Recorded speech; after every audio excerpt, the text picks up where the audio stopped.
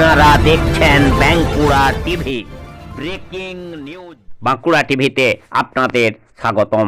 আজ বাঁকুড়া টিভিতে আমি বাঁকুড়া টিভির chief editor the tiger journalist দাদা উত্তম দে শুরু করছি পশ্চিম বাংলার একটি গুরুত্বপূর্ণ ব্রেকিং নিউজ।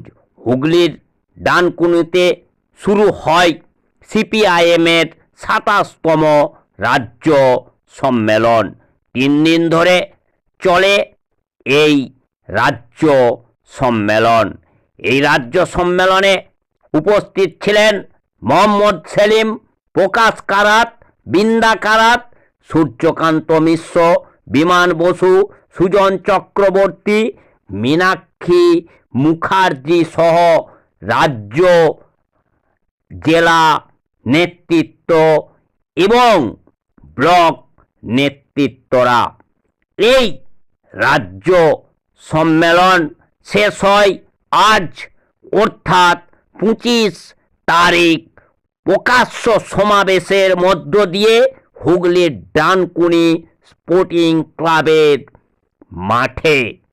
এবং এই প্রকাশ্য সমাবেশে বক্তব্য রাখেন প্রকাশ কারাত, মোহাম্মদ সেলিম, দেবলীনা হেমব্রম, মীনাক্ষী মুখার্জি।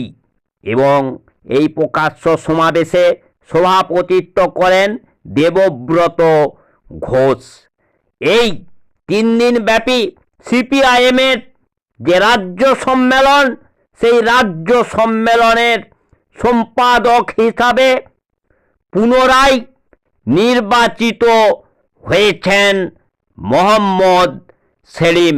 সেই খবর আপনারা দেখতে থাকুন একমাত্র বাঁকুড়া টিভির পর্দায়।